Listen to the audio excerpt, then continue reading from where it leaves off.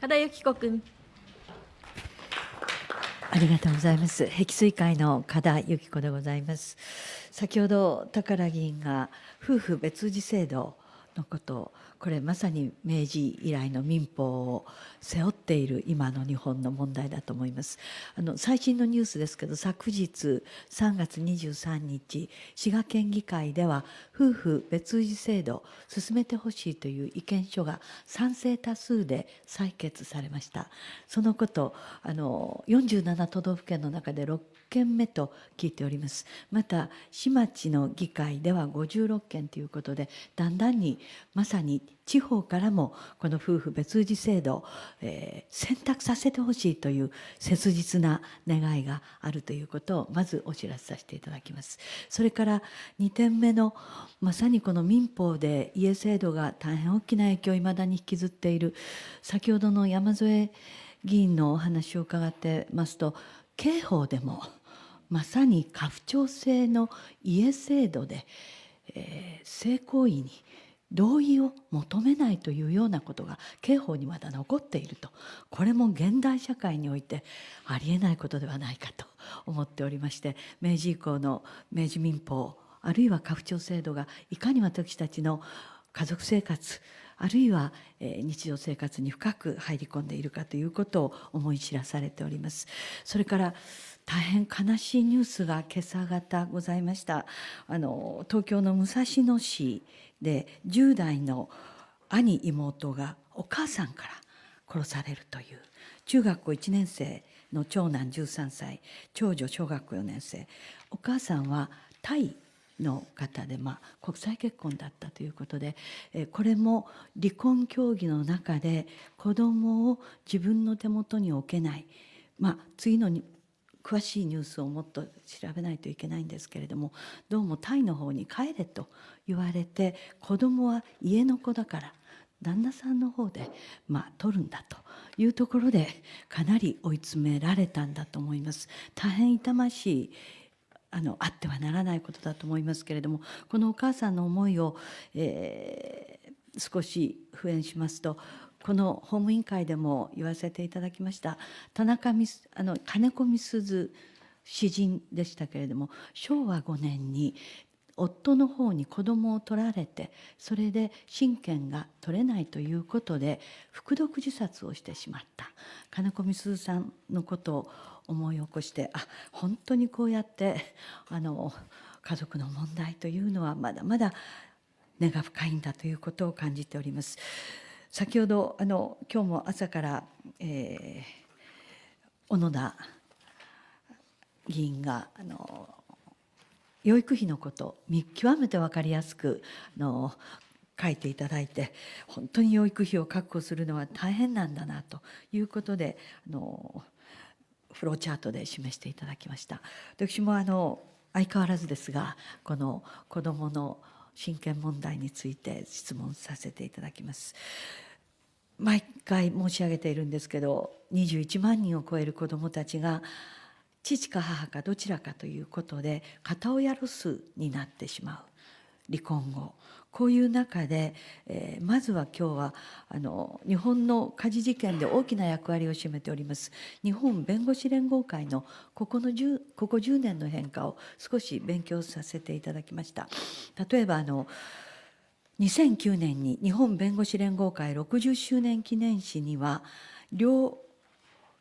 親の離婚が子どもの精神面や心理面への影響が大きく、子どもの権利が脅かされる場面が多いとして人権問題として提起されております。そして離婚後の親権については、共同親権の実現に向けた取り組みということで、単独親権のみを定める民法が実情に照らしてもはや相当とは言い難く、日弁連では2006年以降3回にわたってシンポジウムを開催するなど、共同親権を実現するための法改正に向けて継続して調査研究を進めているという記述が2009年の日弁連の60周年の記念誌にございます。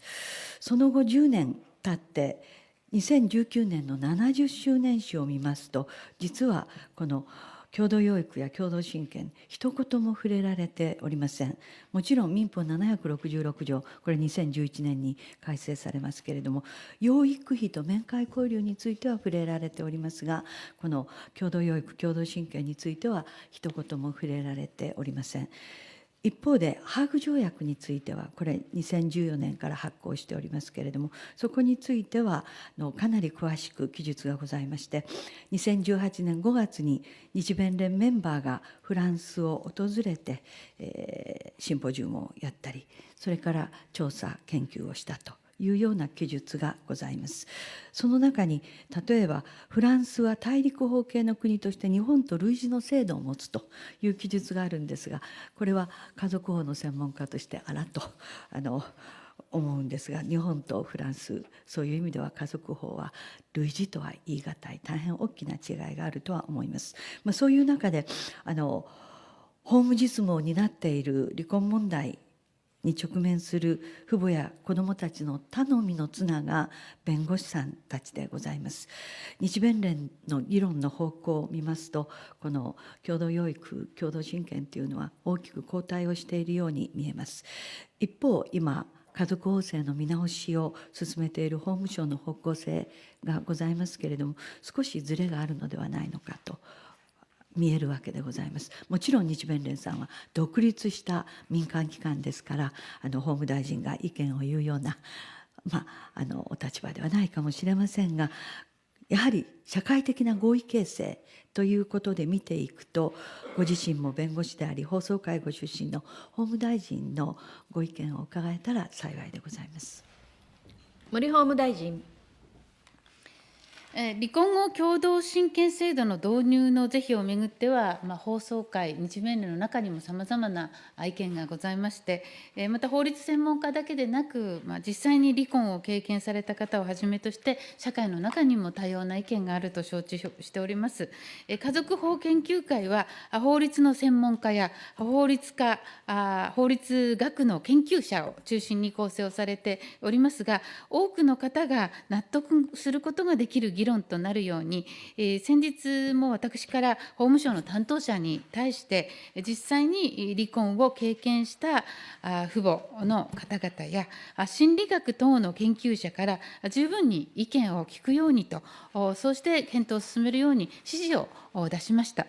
多様な意見がある中での合意形成でございますので、意見の調和を図ることは容易な作業ではございませんけれども、さまざまな意見にしっかり耳を傾けて、家族法研究会において、この問題も含め、充実した議論がされることを期待しております。嘉田由紀子君。ありがとうございます。前向きに研究、そして合意形成に向けて動いていただいていると理解をしております。そういう中で日本国内で横行しております子どもの連れ去り問題、実施誘拐と言われておりますけれども、この海外からかなりさまざまな意見がございます。日本政府、ハーグ条約に対しても動きが鈍いのではないのかというような懸念も表明されておりますけれども、昨年の秋、日仏議連でフランスのピック駐日大使にお会いをしました。で、ピック大使は日本の単独親権がハーグ条約で問題になっている子どもの連れ去りを許していると、また国連の児童の人権条約にも違反していると言っておられました。ちょうどこの3月3日に森法務大臣、フランスのピック駐日大使と会われたということでございます。フランス大使館のツイッターでは、日仏間の司法協力と子どもの権利条約で計画されているように、離婚した場合に子どもは両方の親に面会できるという原則の実現を再確認するために森法務大臣に会ったと記載がございます。この時片親親権問題などについて具体的にどのような議論がなされたのでしょうか。公表できる範囲で結構ですけどお願いいたします。森法務大臣。今月の3日に、法務省にローラン・ピック駐日フランス大使がおいでくださいまして、さまざまな意見交換をいたしました。京都コングレスをはじめとしてですね、本当に、もうさまざまな数えきれないぐらいですね、今ちょっと、思い出してみてもですね、多くの話をした中で、その一つとして、共同親権制度についても意見交換を行ったものでございますが、個別のやり取りの詳細については、相手方との関係もありまして、この場でお答えすることは差し控えたいと思います。加田由紀子君。ありがとうございます。ピック大使ご自身の方は、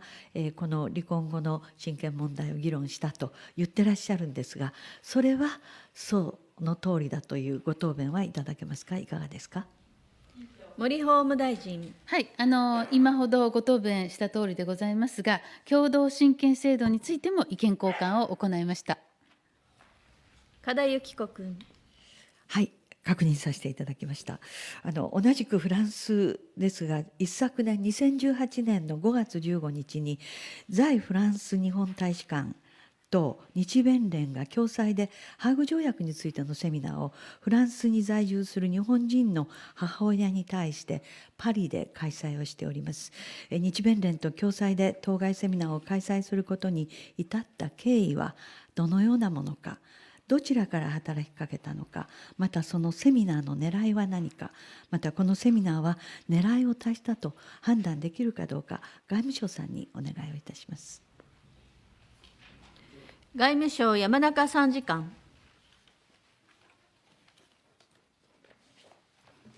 お答え申し上げます。外務省では、ハーグ条約の原則や手続き、これに基づき、子どもの連れ去り問題に関して受けられる援助などについて、より多くの方々の正しい理解を促進し、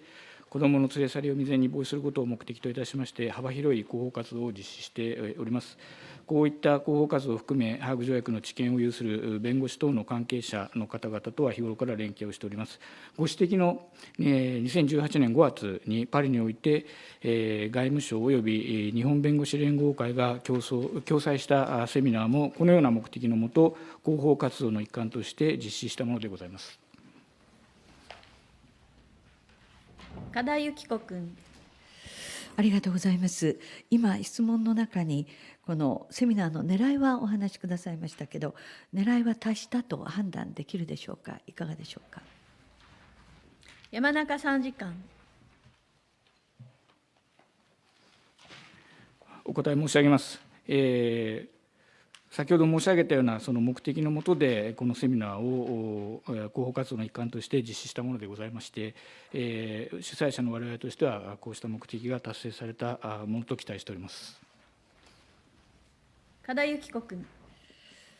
はい、目的が達成されたというご評価をしかとここで確認をさせていただきました。さあ、このセミナーの中の話を直接私テープでしっかり聞かせていただきました。特に日弁連から派遣されたハーグ条約担当の弁護士さんが30分講演をしておられます。日本人の母親約70人が参加していたようですけれども、そのテープの音声記録と文字起こし記録を入手して見てみますと、逆にですね、ハーグ条約は連れ去りを未然に防ぐ、そして面会交流を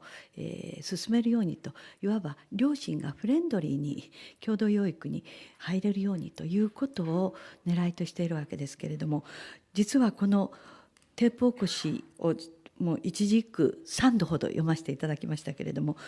ここでは逆にハーグ条約の適用を受けずに希望通りに日本に子どもの連れ去りをするにはどうしたらいいのかというようなことが行間ににじんでおりまして、私自身は大変驚きました。こういうことが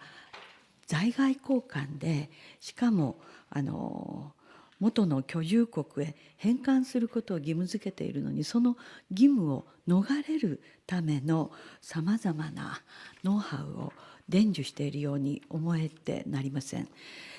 中には夫の DV の証拠を警察から取って、そして自分の医療診断書を取り、で DV シェルターに逃げ込んだ記録も取って日本に持ち帰るように、子どもと一緒にということの指南もしております。これはある意味で日本国内でも、連れ去り指南をなさる弁護士さんもいるということも伺っておりますけれども、そういう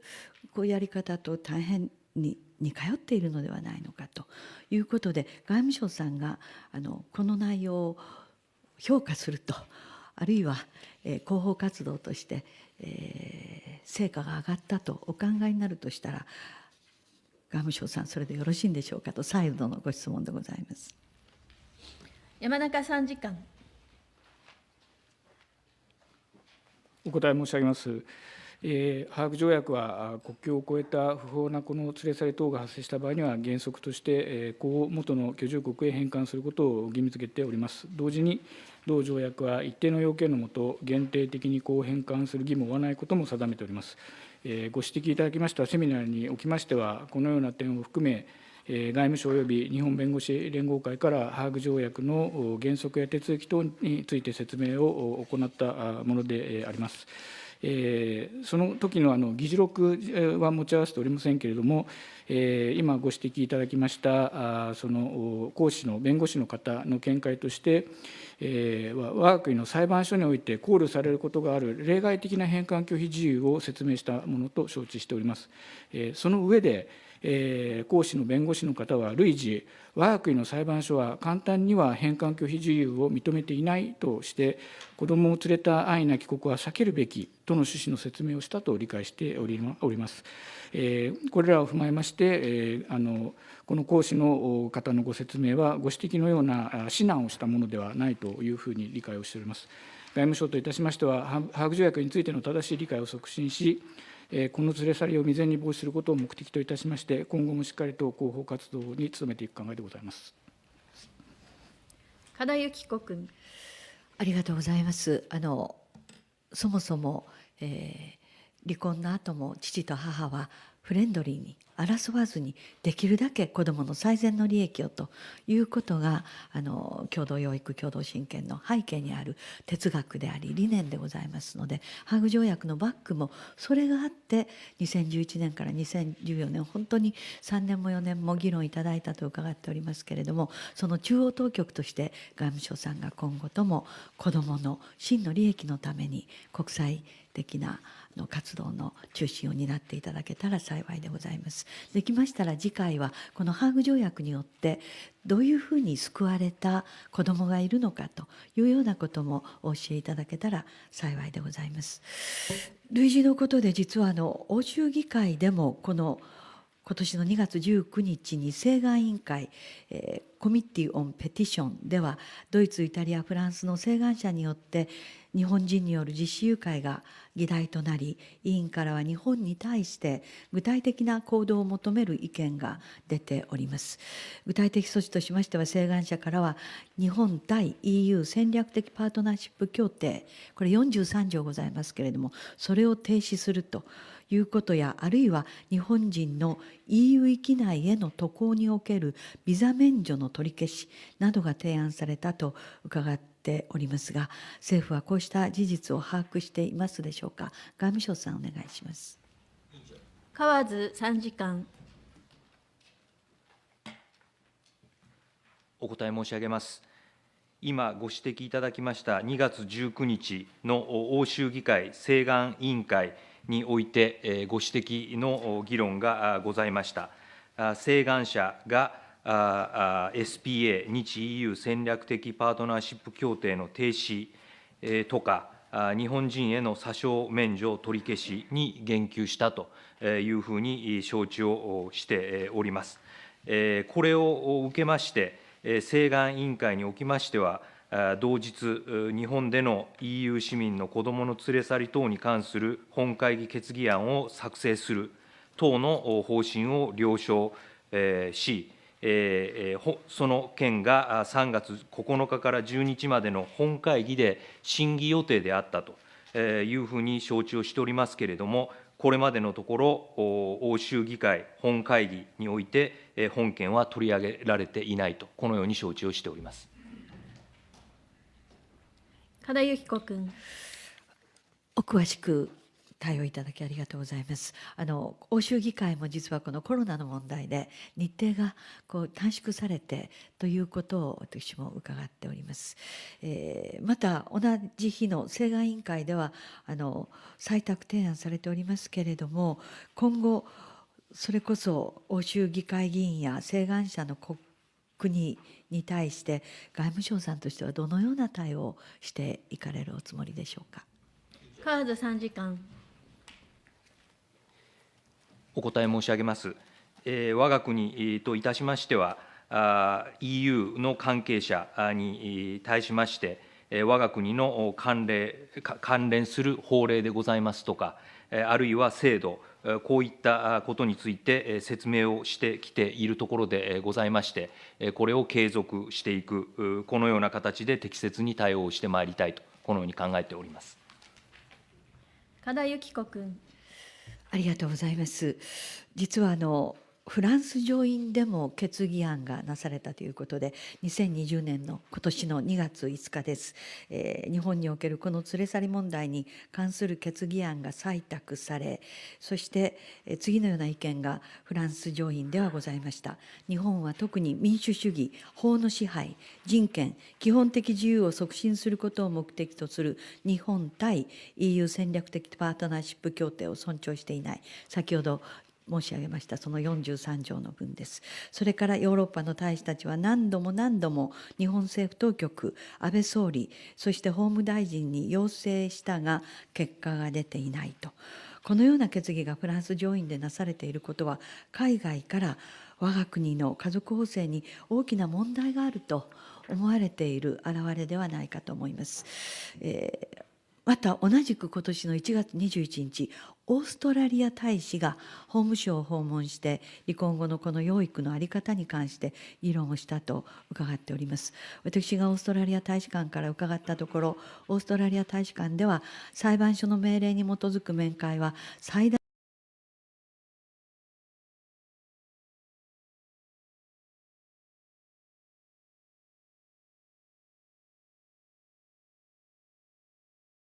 接触したくても全くできないか、あるいは接触の機会が非常に限られるのが現状だと認識しております。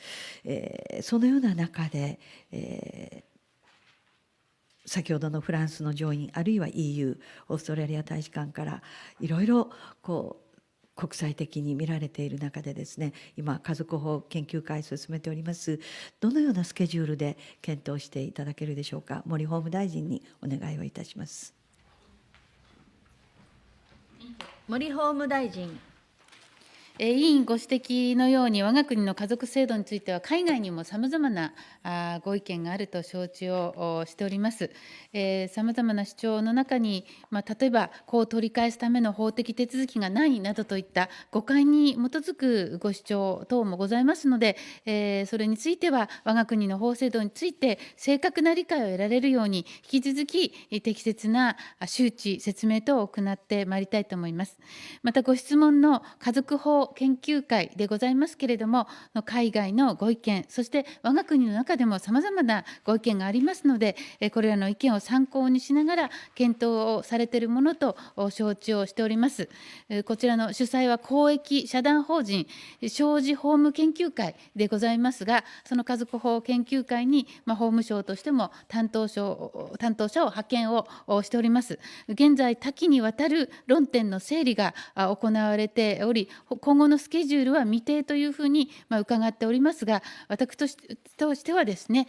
毎回申し上げておりますけれど、父母が離婚した場合の子どもの養育の問題は、子どもの権利に関する問題でございますので、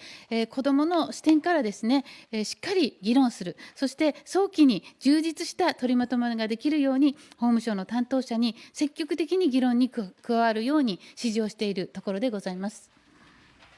加田由紀子君。ありがとうございます。子どもは本当にすぐに成長します。一日も早くお願いをしたいと思います。時間がかなり迫っておりますけれども、最後に家庭裁判所についてですね、最高裁判所にお伺いしたいんですが、オーストラリア大使館から日本の主権に配慮しながらも家庭裁判所について4点要望がございます。面会時間の下限を拡大する、裁判所が接触について執行権を持てるようにする、裁判所に子どもの状態をチェックできる権限を与える、裁判所に手紙やスカイプなど親子間での接触を推進するよう促すということでございます。ここについて最高裁判所さんのご意見をお伺いいたします。手島家庭局長、答弁ご簡潔にお願いいたします。お答え申し上げます。今、4点ご要望についてご指摘いただきましたけれども、1点目、2点目の点につきましては、制度の在り方に関わる事項のように理解しておりまして、この点につきましては、最高裁判所としてはお答えをする立場にはございませんが、最高裁判所としても、家族法研究会における議論の推移を注視してまいりたいというふうに考えております。また次、3点目の、要望の3点目で、子どもの状況等の把握という点についてのご指摘があったかと思いますが、面会交流事件において、子どもの状況等を把握することが重要であることはご指摘のとおりでございまして、面会交流事件における現在の家庭裁判所の一般的な運用としても、家庭裁判所調査官が心理学、教育学等の行動科学の専門的知見および技法を用いて、事実の調査を行うなどの方法を活用いたしまして、子どもの状況や意思、意向、心情を把握するよう努めているものと承知しております。また次のスカイプ等の利用による交流についてのご指摘でございますが、面会交流事件におきましては、事案に応じて適切な交流方法が検討されておりまして、父母が遠隔地に居住している場合など、手紙やスカイプ等のインターネットテレビ電話を活用した交流が有効であるような事案につきましては、そのような交流を取り決める事案もあるものと承知しております。今後もより一層、この利益にかなう面会交流の取り決めが実現されるよう、各家庭裁判所における取り組みを引き続き支援してまいりたいと考えております。加田由紀子君、時間が過ぎております。ありがとうございました。時間が過ぎております。どうも皆さんありがとうございました。本日の調査はこの程度にとどめ、これにて散会いたします。